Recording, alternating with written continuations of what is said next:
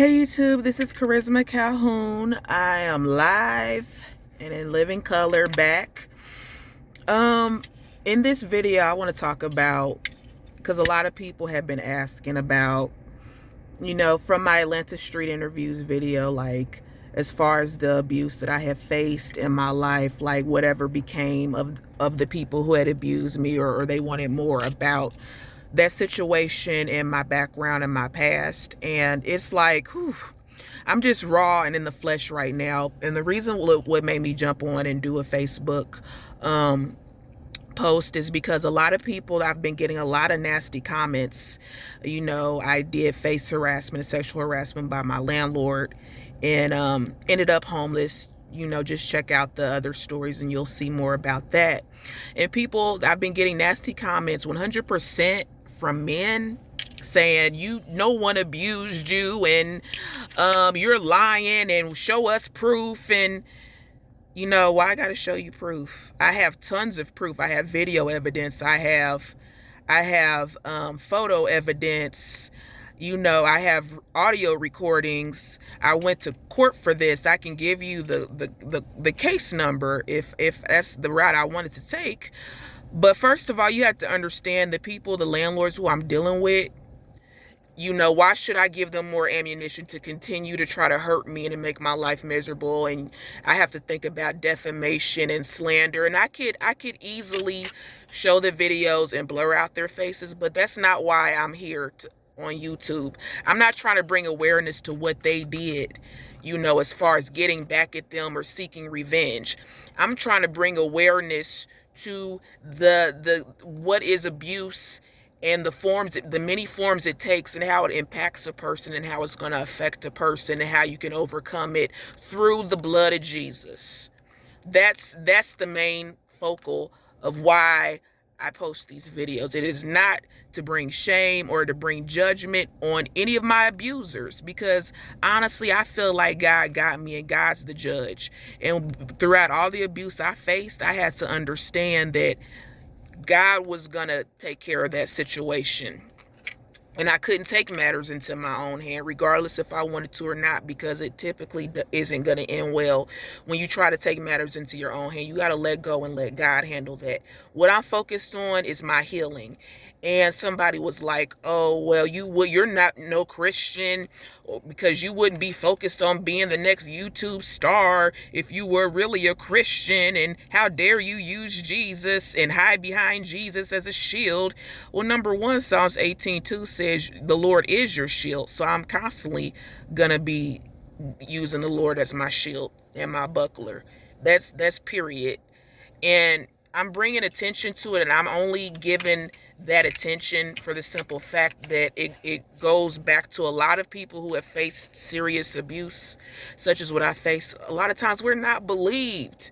They more willing to run and try to victim blame and not believe us, not believe the horrible abuse that we faced, or try to put you in predicaments where they can further abuse you more.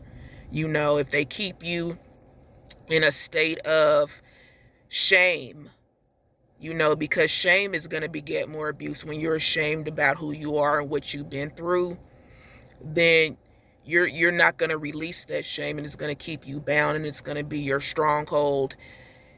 And that's why I'm speaking out about the abuse that I faced and what I've been through. So today I want to talk, and this has taken a lot out of me. I've been through a lot in my life, and I'm still healing. And, talking about the abuse is part of my healing, because I wanted to be able to help somebody else. I want somebody else out there to understand you're not alone. You're not alone in what you've suffered. I believe your story, because honey, I got a story to tell. So a lot of people were asking, my father, he died when I was 4 in police custody. So from there, we're going to talk about my aunt and a cousin who were some of my first abusers. Actually, it usually starts within the family. So bottom bottom line, my auntie, my father's half sister, they had the same mother, my grandmother, hated my father. And I believe to this day, once my father died and she could no longer take that anger and frustration out on him, she took it out on me. Said horrible things to me. I remember being no more than about 8 or 9, and there's this song by the Whispers. Olivia the saint, Olivia the slave, got distracted on her way to grandmother's house. A wolf in sheep's clothing came, blew her mind, and changed her ways. And now she's turned out, lost and turned out, lost and turned out. And I remember that song came on and my auntie looked at me and said, that's how you gonna end up. And smirked and laughed and said, that's what's gonna happen to you. Now you see, she spoke a word curse over me. Those are nothing but word curses. But I remember I understood what the song was talking about. Even at that age, it was talking about a prostitute selling her body on the streets. So basically, in essence, what my aunt's telling me is I'm going to be nothing but a prostitute. And that I'm going to die on the streets, because she told me that I would die how my father had died. She told me, you're going to end up just like your father. You're not going to be SHIT, just like your father, she would say. And these things, it was just like these verbal attacks would come out the blue. Just for no reason, out of nowhere. And then I remember it escalating. It got physical. I remember her beating me. I remember being like 19 years old and it's like 10:30 at night. She's like, fold these clothes. I'm tired. I'm sleepy. So I just put them in the closet. And she's like, you fold the clothes? I'm like, yup. Because I'm sleepy. I'm tired. And I guess she knew that I was lying. And so she looks in the closet. She goes straight to the closet, sees that they're not folded, and commits to beat the living daylights out of me, to the fact that I have the scar on my ankle right now. She beat me so bad with the belt that it left a scar on me. And I can just remember crying and crying that for hours, because I was in so much pain emotionally that I would not stop crying. Because I couldn't understand why she was doing me like this. I couldn't understand why she was treating me like this. It made no sense.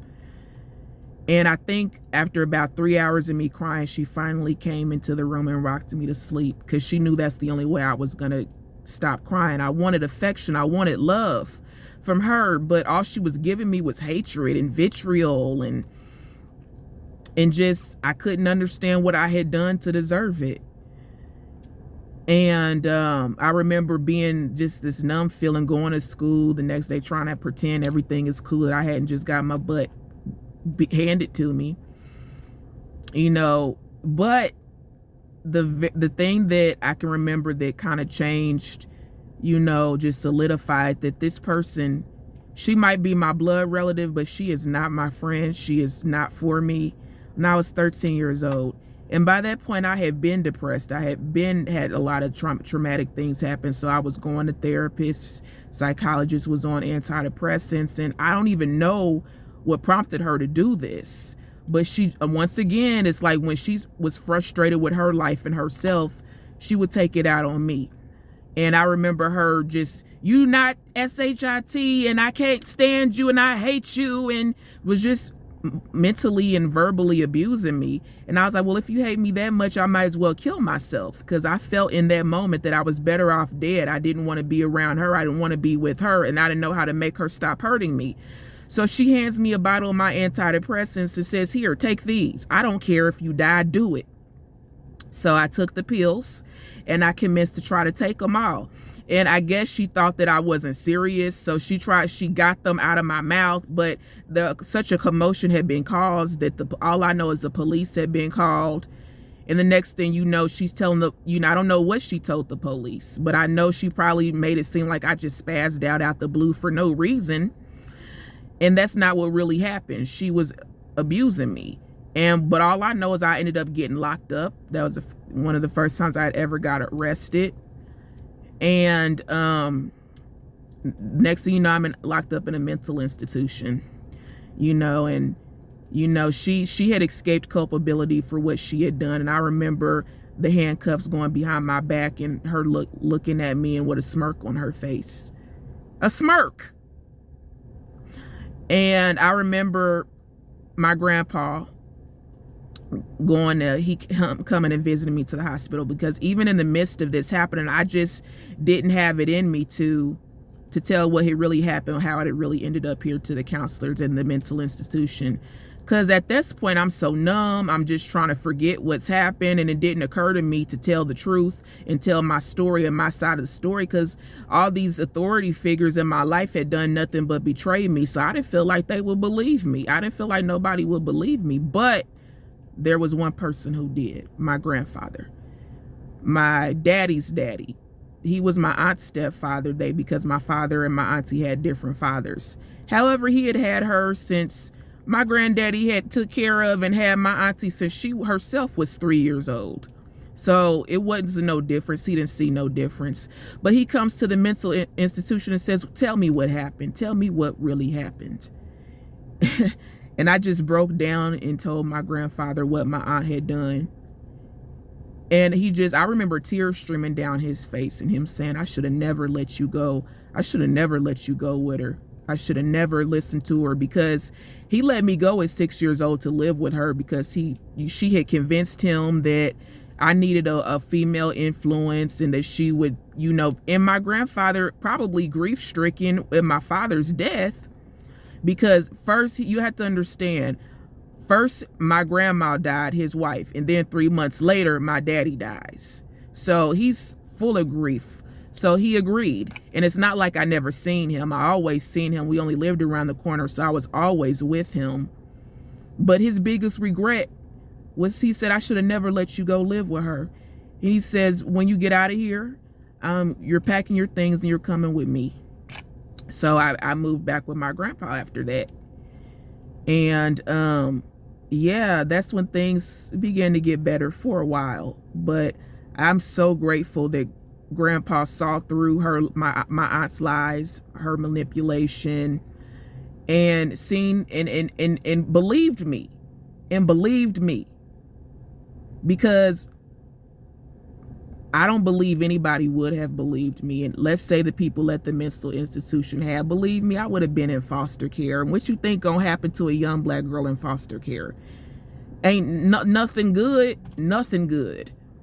So I knew not to tell them white people, because I knew nothing good gonna happen. I didn't know what was gonna happen, what was gonna transpire, but something told me keep my mouth shut and not to tell them. But I told Grandpa, and he got me out that situation. Praise be to God.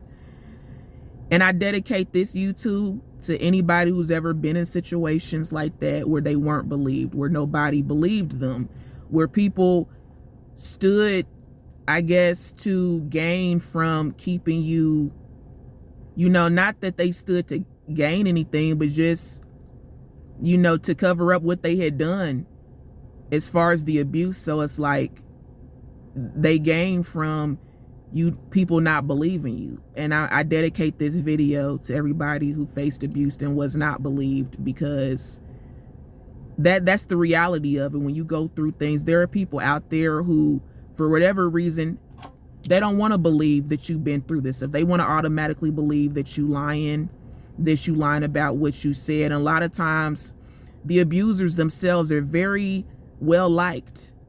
My auntie and my cousin, and that's a whole nother YouTube for another day. My auntie and my cousin, they're well liked. They have tons of friends.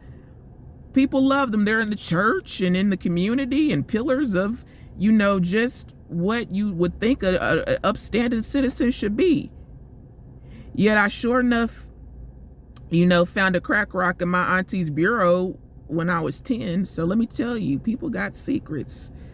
People can really hide their true nature real well, and it keeps people in states where the true victims stay getting victimized because people don't want to believe. People don't want to believe you, even up to and including my situation with the landlord. As far as the court case, the court proceedings, the judges, how I was treated in the court of law. And we'll get into that too in separate videos, because it's a lot to do, and I'm trying to keep these videos a certain length. But it's, you know, I believe you. And if I don't do anything else, I want to impart to people out there who have been victimized by these types of people, by these monsters, really. I believe you. I believe you. I believe you, because I've been there. I've been through it. I've been through the fire. And yeah, just thank you for 99% of the people who have responded and reached out to me have been nothing but supportive. So I want to thank you. Thank you so much. It means the world to me, because it's like for so long I kept a lot of this inside because of these types of reactions of being told that you're somehow at fault for your abuse. And I know that to be a lie. That's a lie from the pits of hell. How can anybody, regardless of what age you are, be responsible for the actions of somebody else? You can't be. So, whew, that felt so good to get that out. You just don't know. And just everybody, just continue to like, comment, subscribe. Thank you so much for all of your support. People have been asking me for my Cash App, so I'm going to put it down below and link it in my About section. If you want to donate, because what I did out in Atlanta, I want to do that again. I want to go to Chicago next and do a giveaway out in the Chi-Town, in my own hometown, Indianapolis. I want to travel with this, be worldwide with this. Have a real true ministry to give back to the community. So if you would like to support in any way, my Cash App is $Charisma, CHARISMA, Calhoun, CALHOUN 89. That's $Charisma Calhoun 89. Once again, thank y'all so much for even clicking on my videos and taking the time out your busy day to even listen to everything that I have to say. And just be blessed out there, and I'm praying for y'all, and y'all pray for me. Thank you.